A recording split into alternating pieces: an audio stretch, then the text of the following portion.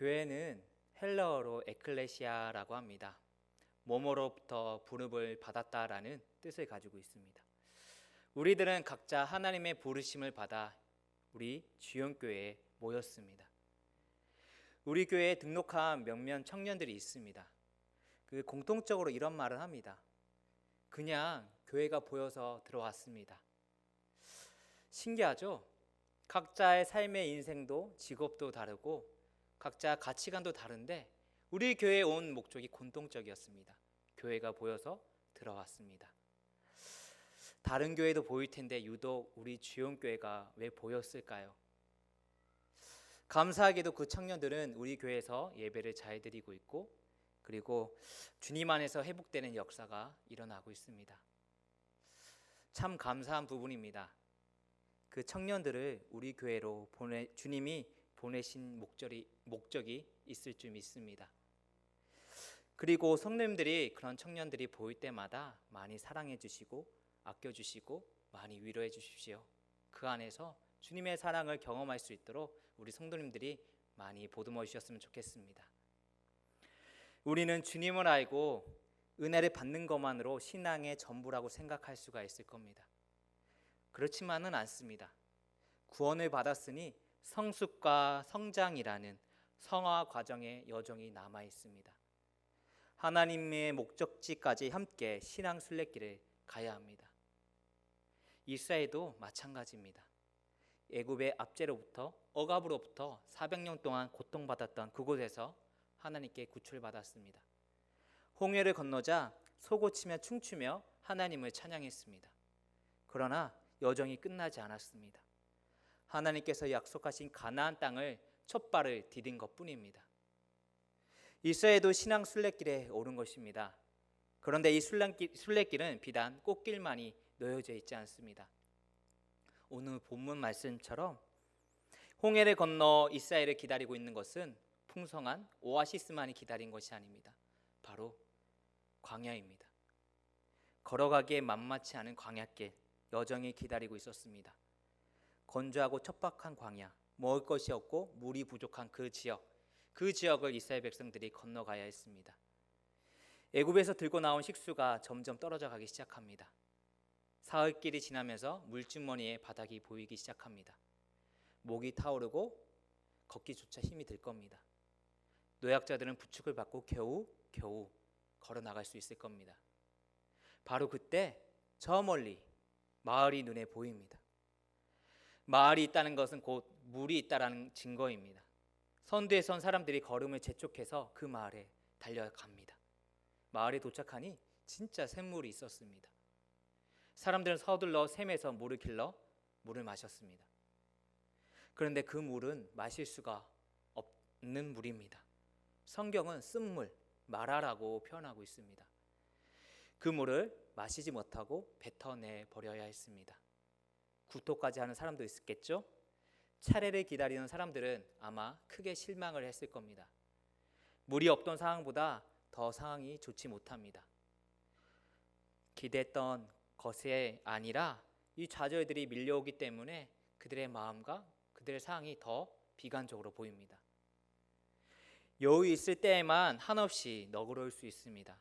그러나 힘들고 지치면 짜증을 부리고 화도 쉽게 낼 수 있는 것이 바로 우리 사람입니다. 이스라엘은 이 고생시킨 모세를 향하여 원망을 쏟아붓습니다.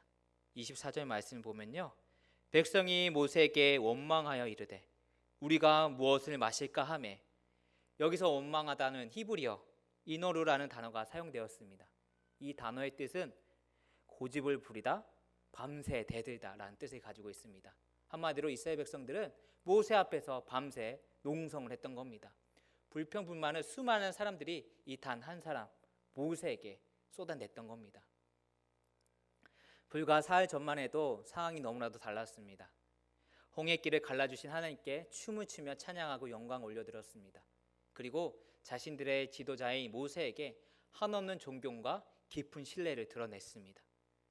하지만 이 감사의 간격도 일주일이 되지 못하고 생존의 위기 앞에서 원망으로 둔갑할 수 있다는 사실을 보여주고 있습니다. 한마디로 은혜 충만한 삶을 살아갈 수 있지만 늘 은혜 충만하게 살아갈 수 없는 우리 환경에 있다는 것을 보여주고 있는 겁니다. 솔직히 우리도 마찬가지지 아니겠습니까? 한번 기억해 봤으면 좋겠습니다. 깊은 수렁에 빠져 지푸라기를 잡고 싶은 심정을 우리가 가지고 있던 적이 있지 않습니까? 그때 얼마나 낮아지고 겸손해지십니까? 그런데 기적같이 구출받은 은혜를 우리가 인생에 살아가면서 한 번쯤은 가지고 계실 겁니다. 그때 도움을 손길을 내밀어 주신 하나님과 그 이웃들에게 어떠했습니까? 감사하셨습니까? 감사하며 도움 주신 하나님과 그분들의 마음에 얼마나 기뻐하셨습니까? 그런데 지금은 어떠한가요? 여전히 그 하나님과 그분들에게 여전히 감사하고 그 은혜를 기억하며 살고 있습니까? 혹시 권리를 따지고 주장하면서 불평과 원망을 쏟아내지 않으십니까? 그렇다면 이 모세 앞에서 원망을 쏟아내는 이스라엘 백성들과 우리는 다를 바가 없습니다. 세상은 부조리와 모순이 가득합니다. 그리고 내가 계획했던 만큼 뜻대로 돌아가지 않습니다. 이해할 수 없는 고난도 끊이지 않는 것이 바로 우리들의 삶입니다. 하나님의 자녀가 되었기 때문에 고생 끝, 행복 시작, 그렇지 않습니다. 우리는 하나님의 자녀가 되었기 때문에 시험을 만나지 않는다고 누가 보장할 수 있겠습니까? 예수님께서도 제자들에게 기도하는 법을 가르치실 때도 시험을 면제받게 해달라고 기도하라고 하지 않으셨습니다. 시험에 들게 하지 말라고 해달라고 그 가르침을 주셨습니다. 시험이라는 것은 언제나 만나는 것이지만 그 시험에 빠지지 않게 해달라고 기도하라 하시는 겁니다. 더 나아가 예수님은 우리들이 환난까지 당할 수 있다고 말씀하셨습니다. 요한복음 16장 33절 말씀입니다. 이것을 너희에게 이르는 것은 너희로 내 안에서 평안을 누리게 하려 함이라. 세상에서는 너희가 환난을 당하나 담대하라. 내가 세상을 이겼노라. 아멘. 요즘 우리들은 예수님을 믿고 따른다고 받기까지 받는 상황은 아닙니다. 하지만 예수님을 따라 살기로, 제자의 삶을 살기로, 하나님을 나의 구주로 영접하는 순간 불이익과 손해를 감수하는 삶을 살아가야 합니다. 그것을 각오해야 하는 삶입니다. 그러므로 이것도 우리에게 환난으로 보여질 수가 있습니다. 환난이 닥쳤을 때 아무리 영적으로 뛰어나고 하나님께서 택하시고 소명으로 부르심 받은 사람일지라도 미래를 예측할 수 없습니다. 여러분, 모세라고 홍해가 길을 막고 있을 거라고 생각했겠습니까? 그저 구름 기둥, 불 기둥, 그 인도함을 따라 그냥 걸어갔던 것 뿐입니다. 모세라고 뒤에서 추격해오는 애국 군대가 두렵지 않았겠습니까? 그리고 모세라고 광야 사흘길을 걸으면서 지치지 않았겠습니까? 목마르지 않았겠습니까? 모세라고 마라의 쓴물이 기다릴 줄 알았겠습니까? 그냥 구름 기둥, 불 기둥, 인도함을 받았을 따름입니다. 모세라고 쓴물이 실망하지 않았겠습니까? 모세나 이스라엘이나 처지는 매 한 가지입니다. 미래를 알 수 없는 존재라는 겁니다. 다만 한 가지 차이가 있다면 모세는 하나님을 바라보았다는 겁니다. 모세에게는 아무런 대책이 없었습니다. 그러나 여기까지 인도하신 하나님께서 반드시 해결해 주실 것이라는 믿음을 가지고 있었습니다. 이스라엘의 원성을 들은 모세는 하나님 앞에 엎드려 기도했습니다.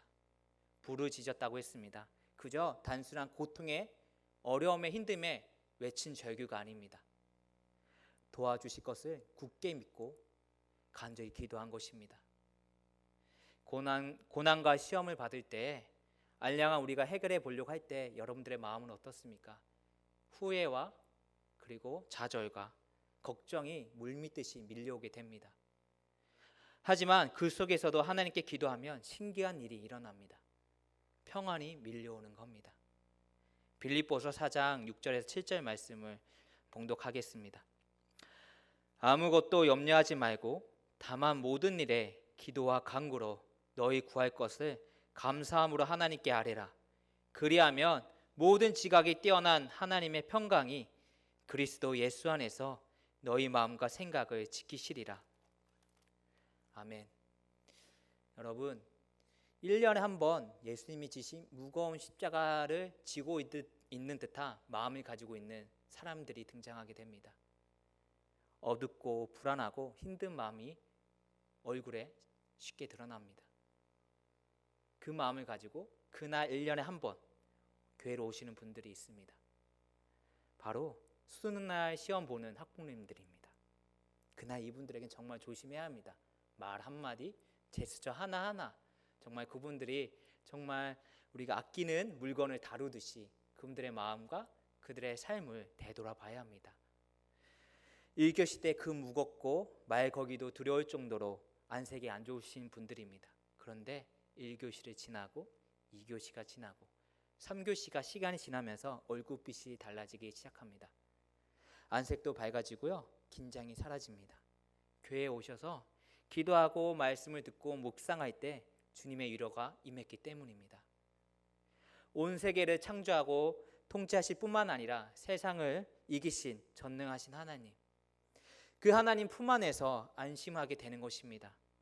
미래에 대해서 손에 잡혀오는 것은 없어도 당장 이 상황이 변하지 않을지라도 우리의 미래는 우리를 사랑하시는 아버지 하나님의 손에 있기 때문에 그 시험을 보고 있는 와중에도 평안하고 두려움이 사라지게 되는 것입니다. 내 자녀, 나보다 더 많이 사랑하는 하나님께서 그 자녀를 인도하시는 것이라는 것을 깨달았기 때문에 그 부모님의 마음이 편해지고 안심하게 되는 것입니다. 우리가 함께 읽은 본문에서도 그러한 장면이 나옵니다. 모세가 부르짖어 기도하자 하나님께서 역사하십니다. 하나님께서 가르치신 나뭇가지를 모세가 던졌더니 마라의 쓴물이 마실 수 있는 단물로 변했습니다. 온 이스라엘이 충분히 목을 축일 수 있는 양이었습니다. 그뿐만 아닙니다.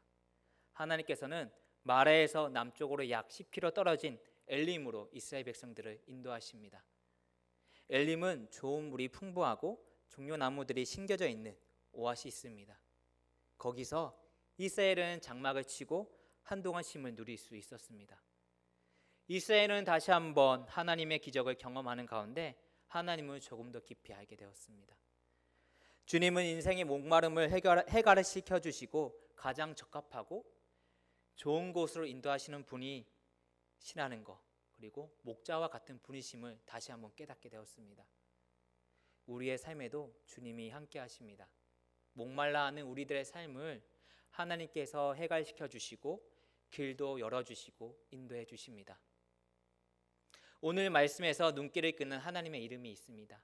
하나님의 이름은 참 다양하죠. 그런데 이 우리가 읽은 본문 말씀 보면요, 이렇게 하나님께서는 스스로 정의하십니다. 나는 너희를 치료하는 여호와라고 하셨습니다. 이스라엘 광야 여정부터 하나님은 당신 자신을 치료자로 계시하신 겁니다. 이스라엘은 출애굽하기 전에 오랫동안 노예 생활을 했습니다. 언제든 강제 노역에서 동원되었습니다. 노예에게 권리라는 게 어디 있겠습니까? 가족이 다른 곳으로 강제로 이동을 당할 때도 아무런 말을 할 수가 없었습니다. 심지어 남자 아기가 태어났다면 끔찍한 죽음을 당하는 그 비극도 겪었습니다. 생존에 급급했던 이 이스라엘은 언제나 불안한 나날이었습니다. 그런 환경에서 누가 누구를 믿을 수 있겠습니까? 불신과 원망은 어느덧 이스라엘 백성들 마음속에 깊게 자리 잡고 있었습니다. 고질병으로 그들의 마음에, 그들의 인식에, 그들의 생각에, 그들의 영혼에 뿌리를 박은 것입니다. 애굽을 떠나 홍해를 건넜다고 해서 이 고질병이 동시에 사라지지 않았습니다. 고침을 받고 청산된 것이 아닙니다. 함께 이스라엘을 따라온 것입니다. 그러니 조금만 불편해도 불만이 쏟아져 나옵니다. 조금만 어려워도 원망합니다. 지도자도 믿지 않고 하나님조차도 믿지 못합니다. 이래가지고는 어떤 처지에도 하나님을 신뢰하고 범사에 감사할 줄 아는 선민 공동체라고 이 이스라엘 백성들을 말할 수 있겠습니까? 하나님께서는 이스라엘을 고쳐가며 빚어가기를 원하셨습니다. 광야 생활에 하나님께서는 당신은 여호와 라파로 계시한 것은 결코 우연이 아닙니다. 예수님께서도 당신 자신 스스로를 이 땅에 오신 삶의 의사와 같다고 말씀하셨습니다. 마가복음 2장 17절 말씀입니다. 예수께서 들으시고 그들에게 이르시되 건강한 자에게는 의사가 쓸데없고 병든 자에게라야 쓸데있느니라. 나는 의인을 부르러 온 것이 아니요 죄인을 부르러 왔노라 하시니라. 아멘. 하나님을 떠난 인간은 병적으로 그리고 병들 수밖에 없는 존재입니다. 그런데도 자신은 건강하다고 착각하는 사람들이 참 많이 있습니다. 그런 사람이 어찌 하나님을 찾겠습니까? 하나님을 찾지도 않는데 의사이신 예수님께서 어찌 도와주시겠습니까? 하지만 처절하게 좌절하고 비참한 자신을 살려줄 수 있는 분은 오직 예수 그리스도이심을 믿을 때 그 사실을 절감하고 하나님의 이름을 겸손하게 부를 때 예수님께서는 찾아오십니다. 그래서 예수님께서는 그렇게 자신을 찾는 사람들에게 얼마든지 고쳐주시고 하나님의 자녀로 삼아 주신다고 말씀하신 겁니다. 이스라엘이 위치한 고대 근동 지방의 어떤 신들도 인간들의 인생들을 찾아 돌봐주지 않습니다. 이방 신들은 인간들을 만든 목적이 분명했습니다. 자신들이 하기 싫은 일, 자신들을 보필하기 위해서, 자신들이 부리기 위해서 만들었다고 전해져 옵니다. 그래서 인간에게 비참하고 고통이 있는 것이 당연히 생각하고 그들의 고통을 외면했습니다. 사랑하기 때문에 창조된 것이 아니라 자신들을 섬기기 위해 창조되었기 때문에 소모품처럼 인식했던 겁니다. 하지만 여호와 하나님은 그렇지 않습니다. 애굽의 저 거대한 피라밋을 만들고 있는 그 무게를 받아내며 고달프게 살고 있는 아브라함의 자손들을 구출하여 고쳐주는 분이십니다. 심지어 피조물인 인간을 위해 스스로 희생 제물이 되셨습니다. 여호와 하나님 외에는 그 외아들을 이 땅에 보내셔서 우리 모두의 죄를 담당하게 하시고 대신 심판받게 하시고 우리의 영적 고질병을 고쳐주시는 분은 오직 하나님 한 분밖에 계시지 않습니다. 이사야 선지자는 먼 훗날 희생제물로 이 땅에 임할 성자 예수 그리스도를 다음과 같이 예언했습니다. 이사야 53장 4절 5절 말씀입니다. 그는 실로 우리의 질고를 지고 우리의 슬픔을 당하였거늘 우리는 생각하기를 그는 징벌을 받아 하나님께 맞으며 고난을 당한다 하였노라. 그가 찔림은 우리의 허물 때문이요 그가 상함은 우리의 죄악 때문이라. 그가 징계를 받음으로 우리는 평안을 누리고 그가 채찍에 맞음으로 우리는 나음을 받았도다. 아멘. 우리 성도 여러분, 의사가 병을 고칠 때 가장 먼저 하는 행동이 무엇입니까? 바로 진단입니다. 제대로 진단해야 올바른 처방이 나오기 때문입니다. 오늘 25절 하반절에 나오는 시험한다는 의미가 곧 진단한다는 의미입니다. 거기서 여호와께서 그들을 위하여 법도와 율례를 정하시고 그들을 시험하실세. 그리고 진단하는 내용이 26절 앞부분에 나옵니다. 이르시되 너희가 너희 하나님 나 여호와의 말을 들어 순종하고 내가 보기에 의를 행하며 내 계명에 귀를 기울이며 내 모든 규례를 지키면, 한마디로 하나님을 믿고 하나님의 말씀에 순종하는 마음인지를 진단하는 것입니다. 평상시에 모든 것이 평안하고 모든 것이 잘 되면요, 마음의 실체가 잘 드러나지 않습니다. 마음의 병이 잘 드러나지 않습니다. 그러나 위기를 만나면 나의 영적인 상태를, 나의 진짜 실체를 보게 됩니다. 위기는 우리의 마음 상태를 제대로 진단하기 원하시는 하나님의 상황 설정입니다. 동시에 우리의 마음을 정확하게 고쳐가시는 도구이기도 합니다. 그리고 마라의 쓴물도 하나의 진단 과정이기도 합니다. 그러니 쓴 것은 마라의 물만이 아니었습니다. 하나님을 믿지 못하고 하나님께서 택하신 그 지도자 모세를 향해 원망을 쏟아부었던 이스라엘의 마음도 쓴 물이었습니다. 이스라엘의 마음도 물도 뱉어버려야 할 정도로 아주 쓰고 자신의 삶에서도 쓸모없는 물이었던 겁니다. 마라의 쓴물이 이스라엘의 마음의 쓴물을 울컥 불러낸 겁니다. 사랑하는 주영교회 성도님 여러분, 여러분이 만난 말의 쓴물은 무엇입니까? 여러분의 가정이나 일터에서 쓴맛을 보고 계십니까? 그런 중에도 감사하는 마음을 가지고 하나님께 기도하며 하나님을 의지하고 하나님에 대한 믿음을 잃지 않는 분이 있다면, 단물과 같은 그런 마음을 가지고 계시다면 그것을 감사하는 삶이 되시기를 소망합니다. 그리고 불평과 원망을 뿜어내고 화도 버럭내고 계십니까? 아니면 불안하고 상심하여 하나님을 믿지 못하고 하나님을 의지하지 못하고 좌절하고 계십니까? 그렇다면 우리 성도님들의 마음은 지금 현재 이스라엘의 그 마라의 쓴물처럼 그 쓴물을 가지고 계신 겁니다. 하나님께서 적나라하게 보여주신 겁니다. 정확하게 진단해 주신 여호와 라파 하나님께서는 그 쓴물을 벌하시는 것이 아니라 우리들을 고쳐주기 원하십니다. 자신의 쓴물, 그 마음을 붙잡고 하나님께 기도하십시오. 여호와 라파 하나님, 부디 제 쓴물을 걷어내게 하여 주옵소서. 엘림의 물처럼 제 마음에 주님이 주시는 단물을 품게 하여 주옵소서. 쉽게 불평하고 화를 내고 하는 제 고질병을 고쳐 주옵소서. 하나님을 신뢰하고 범사에 감사하는 단물, 그런 마음으로 바꿔 주옵소서. 가정과 일터, 그리고 우리 교회의 쓴물을 뿜어대는 것이 아니라 단물을, 하나님께서 주신 단물을 공급하는 수로가 되게 해 주십시오 라고 기도하시기를 소망합니다. 그리고 우리 가정과 교회, 그리고 우리가 살고 있는 한반도와 온 세계를 위해서 기도해 주셨으면 좋겠습니다. 하나님의 치유의 그 놀라운 은혜가 내 삶과 우리 가정뿐만 아니라 하나님께서 창조하신 그 모든 인간들에게, 사람들에게 임하기를 간절히 기도해 주십시오. 치유의 영이 부어주시도록 하나님을 바라보며 모세처럼 믿는 마음을 가지고 하나님께 부르짖으십시오. 그래서 그 기도를 통해 영적 고질병을 치유받는 은혜가 우리 모두에게 임하기를 주님의 이름으로 축원합니다.